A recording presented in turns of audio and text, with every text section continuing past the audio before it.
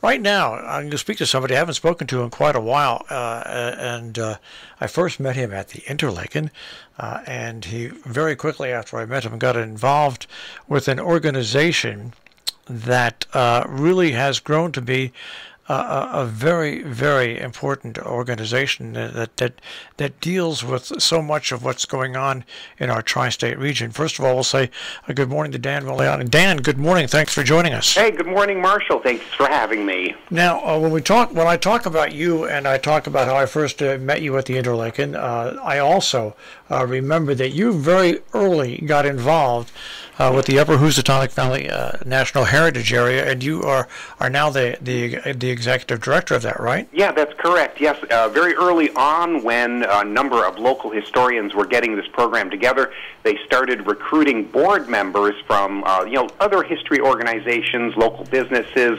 entities that thought this would be a good idea, and as it turns out, they were right. It was a great idea. That was when the Upper Housatonic Valley National Heritage Area was born. And we're a nonprofit that serves the watershed region of the Housatonic River, basically from the headwaters in central Berkshire County as far south as Kent. And what's interesting about the organization is not only has it grown, but its mission, I think, has grown as well. I think if people hear about it, and I know this is probably wrong of me to think, there's a lot of people probably think, oh, it's just about the Housatonic River, but it's not. It's about the heritage and what goes on in all forms of lifestyles in this whole region. Yeah, the National Heritage Area Program, there are currently 55 heritage areas in the country, and we've been in existence now roughly 20 years or so, but we're concerned with the history of the region, the culture of the region, and the natural resources of the region.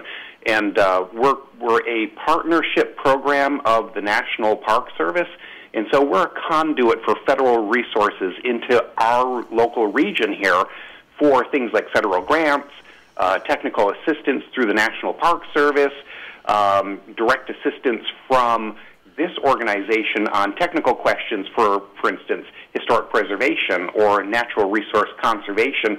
We support cultural programming, for instance, the Arts Council, agricultural interests we support, the local history organizations we support, and we do it in a lot of different ways, not only with grant money through the federal government, but also with technical assistance, answering hard questions about compliance with, for instance, Section 106 rules for if you're using any federal money on a historic property, things of this sort where we can help local organizations sort out what they need to sort out so that they can do their job best. Now, and so it's an organization that many times is working behind the scenes, so a lot of people don't really know what we do.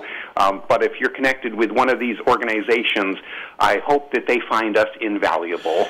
And one of the things that people do know that you do, of course, every year we have these big hikes that are publicized by you. But this morning we want to talk about something different, and this is where I think people need to understand where you can help out. We've been covering this story now here at the radio station and also with our good friends at the BerkshireEdge.com on the Clinton Church Restoration Project, and you are heavily involved in that. That's right. There's a National Parks, grant that you helped secure. So let's talk a little bit about that. Sure. Very early on in this project, so the Clinton Church Restoration Project is for the African American Church in Great Barrington. It's just off of Main Street behind the post office. For a number of years, it had blue tarps on the roof because when the church was deconsecrated and abandoned, the roof failed. The water started pouring in, and some pretty heavy structural damage occurred as a result. But a bunch of local residents thought this should be preserved. We agreed and asked us, the National Heritage Area, how we might support that. And so we filled a role that may have been filled in the past by community foundations, for instance, and that's the role of fiscal agent. We acted as their 501c3 nonprofit during that startup phase so they could get their feet under them. Consequently, they started raising money. We handled all the books for them, processed donations and acknowledgement letters, kept their accounting straight, helped them establish their 501c3. But in the process of doing that as well, we started funneling some federal money into the program as well by applying for grant programs that a small nonprofit like this, a startup, may not have the wherewithal to go after on their own. Federal grants are heavily scrutinized by the government. They want to know that if you're receiving federal money, that you can administer it properly. You can get the reports done. You can have compliance with procurement, for instance, getting the bids you need, making sure prevailing wages are paid, things of this sort. And so we assisted in that process to make sure that the first grant, which came through, I think 4 years ago at this point, for roughly $390,000, got that program a real boost in the arm. Another grant came through 2 years ago for interpretation work for $50,000. And then this year, we assisted them in applying for another grant for almost $500,000. This was $495,000, and that grant was awarded in late June of this year. And so, ongoing, we continue to work with this small nonprofit to administer the federal grants on their behalf. And so, that's the type of work we do behind the scenes.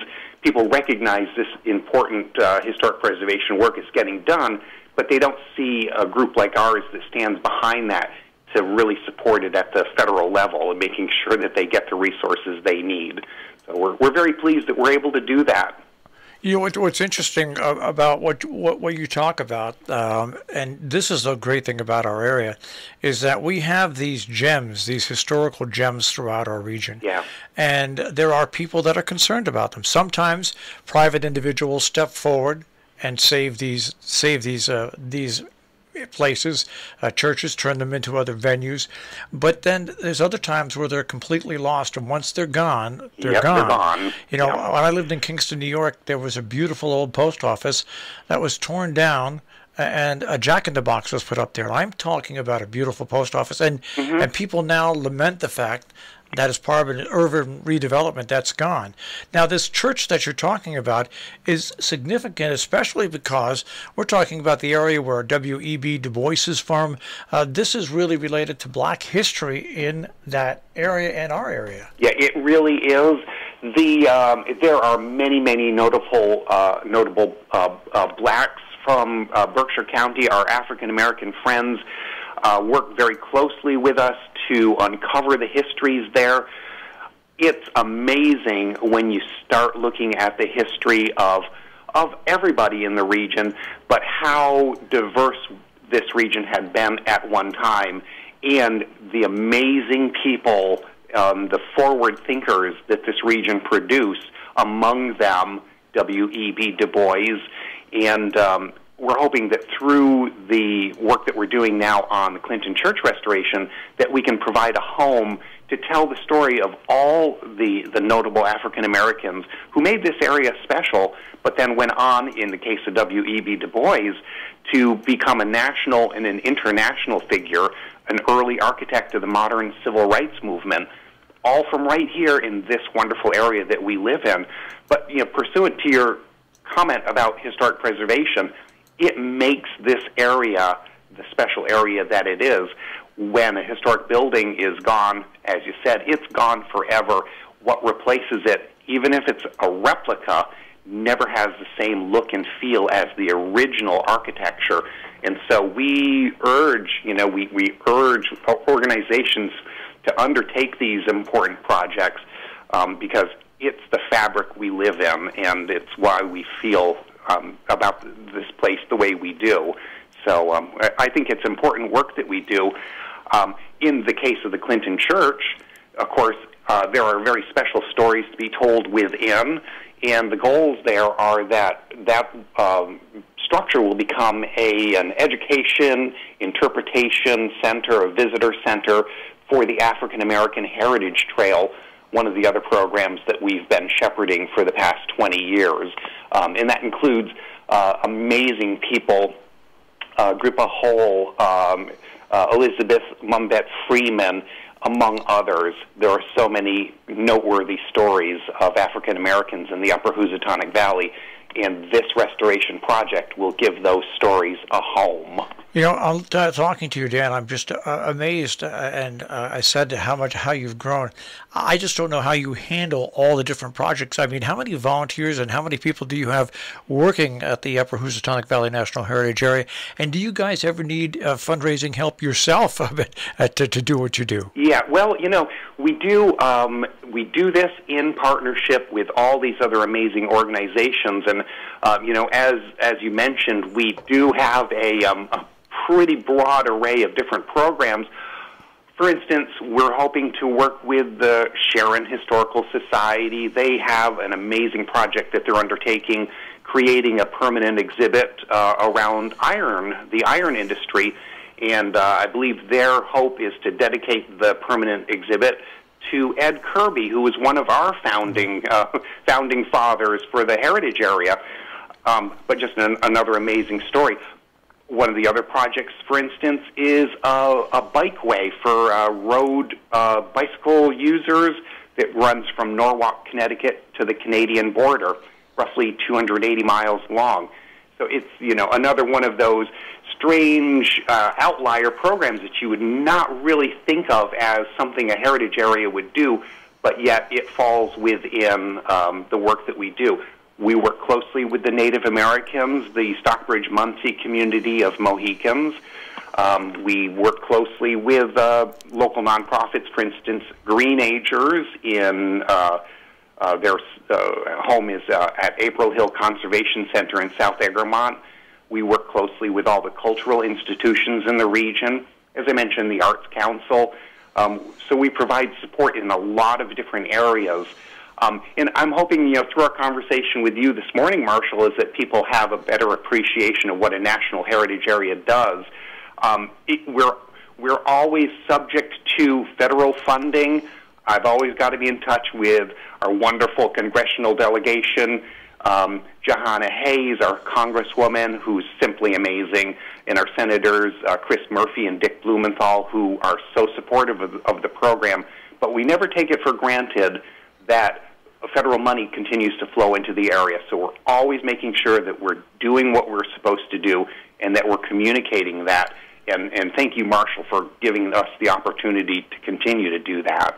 We're speaking with Dan Bologani, the Executive Director of the Upper Housatonic Valley National Heritage Area. So now, with all that being said, take yourself back many, many years. Mm-hmm. Has this developed into something bigger than you initially thought when you got involved? Yeah, for sure. And you know, that's the thing with national heritage areas. They are partnerships with local entities, with local communities. And you're never quite sure. You have a plan when you start, but it always evolves.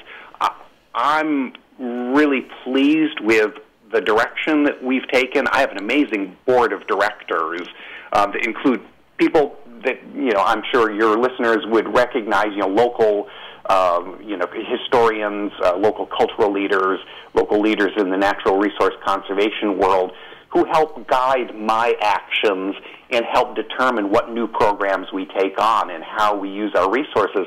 But we're actually a very small organization. Currently, myself as executive director, and then I have two part-time people, one of whom runs, she's the director of our Oral History Center, which we do in partnership with Berkshire Community College.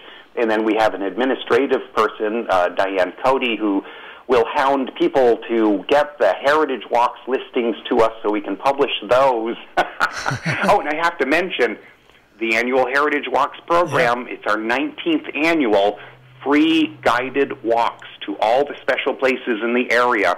They start Labor Day weekend, and they go every weekend in September. So check out our website to see if there's a walk near you or something that's not near you that you've always been interested in. And take advantage of having a guided walk. They're free, open to the public, and there's a lot of them. So it's a great program. And for people that want to get a hold of this, once we finish this interview, it'll go up on our on-demand site, Excellent. which is robinhoodradio.com. Click on on-demand, click on the interview section. You'll see the interview here with Dan. And when you click on that interview, you'll see a myriad of links of all the things that you can experience, and the walk's just one of them. So your organization really has grown and benefited our area. And Dan, great job. I mean, you're a busy guy. Yeah, we stay busy. We stay busy, and our goal really is when we recognize a program that is worthy and that has broad community support, we jump in and we do what we can to assist projects to get off the ground. So, yeah, it's a busy life, but we love what we do. All right, the Upper Housatonic Valley National Heritage Area. Dan, thanks for taking some time and joining us today. Thank you so much, Marshall. Appreciate it. All right, take care. Take care. And once again, you can find out more information on robinhoodradio.com. Click on On Demand, click on Interviews, and click on the interview we just did with Dan.